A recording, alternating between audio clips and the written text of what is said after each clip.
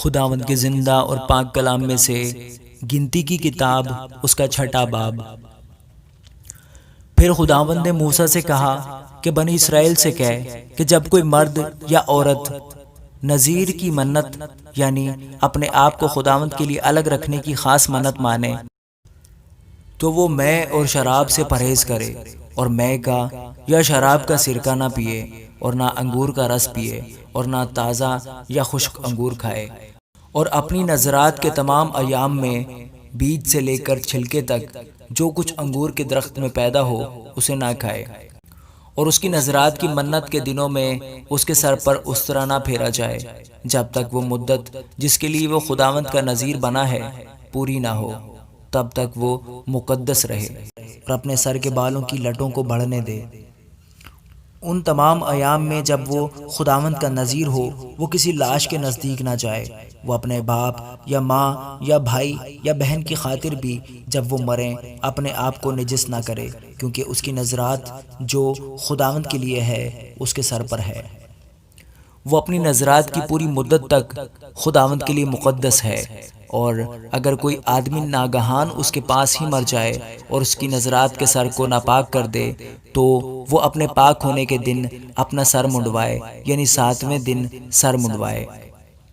اور 8ویں روز 2 قمریاں یا کبوتر کے 2 بچے خیمہ اجتماع کے دروازے پر کاہن کے پاس لائے، اور کاہن ایک کو خطا کی قربانی کے لیے اور دوسرے کو سوختنی قربانی کے لیے گزرانے، اور اس کے لیے کفارہ دے کیونکہ وہ مردہ کے سبب سے گنہگار ٹھہرا ہے، اور اس کے سر کو اسی دن مقدس کرے۔ پھر وہ اپنی نذرات کی مدت کو خداوند کے لیے مقدس کرے اور ایک یکسالہ نر برا جرم کی قربانی کے لیے لائے، لیکن جو دن گزر گئے ہیں وہ گنے نہیں جائیں گے کیونکہ اس کی نذرات ناپاک ہو گئی تھی۔ اور نذیر کے لیے شرع یہ ہے کہ جب اس کی نذرات کے دن پورے ہو جائیں تو وہ خیمہ اجتماع کے دروازے پر حاضر کیا جائے، اور وہ خداوند کے حضور اپنا چڑھاوا چڑھائے، یعنی سوختنی قربانی کے لیے ایک بے عیب یکسالہ نر برا، اور خطا کی قربانی کے لیے ایک بے عیب یکسالہ مادہ برا، اور سلامتی کی قربانی کے لیے ایک بے عیب مینڈا، اور بے خمیری روٹیوں کی ایک ٹوکری، اور تیل ملے ہوئے میدا کے کلچے، اور تیل چپڑی ہوئی بے خمیری روٹیاں، اور ان کی نذر کی قربانی اور ان کے تپاون لائے، اور کاہن ان کو خداوند کے حضور لا کر اس کی طرف سے خطا کی قربانی اور سوختنی قربانی گزرانے، اور اس مینڈے کو بے خمیری روٹیوں کی ٹوکری کے ساتھ خداوند کے حضور سلامتی کی قربانی کے طور پر گزرانے، اور کاہن اس کی نذر کی قربانی اور اس کا تپاون بھی چڑھائے۔ پھر وہ نذیر خیمہ اجتماع کے دروازے پر اپنی نذرات کے بال منڈوائے اور نذرات کے بالوں کو اس آگ میں ڈال دے جو سلامتی کی قربانی کے نیچے ہوگی، اور جب نذیر اپنی نذرات کے بال منڈوا چکے تو کاہن اس مینڈے کا ابالا ہوا شانہ اور ایک بے خمیری روٹی ٹوکری میں سے اور ایک بے خمیری کلچا لے کر اس نذیر کے ہاتھوں پر ان کو دھرے۔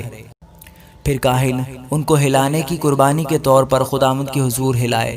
ہلانے کی قربانی کے سینہ اور اٹھانے کی قربانی کے شانہ کے ساتھ یہ بھی کاہن کے لیے مقدس ہیں۔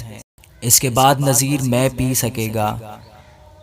نذیر جو منت مانے اور جو چڑھاوا اپنی نذرات کے لیے خداوند کے حضور لائے علاوہ اس کے جس کا اسے مقدور ہو، ان سبوں کے بارے میں شرع یہ ہے،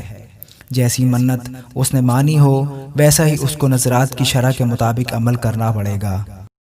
اور خداوند نے موسیٰ سے کہا کہ ہارون اور اس کے بیٹوں سے کہہ کہ تم بنی اسرائیل کو اس طرح دعا دیا کرنا، تم ان سے کہنا خداوند تجھے برکت دے اور تجھے محفوظ رکھے، خداوند اپنا چہرہ تجھ پر جلواگر فرمائے اور تجھ پر مہربان رہے، خداوند اپنا چہرہ تیری طرف متوجہ کرے اور تجھے سلامتی بخشے۔ اس طرح وہ میرے نام کو بنی اسرائیل پر رکھیں اور میں ان کو برکت بخشوں گا۔ آمین۔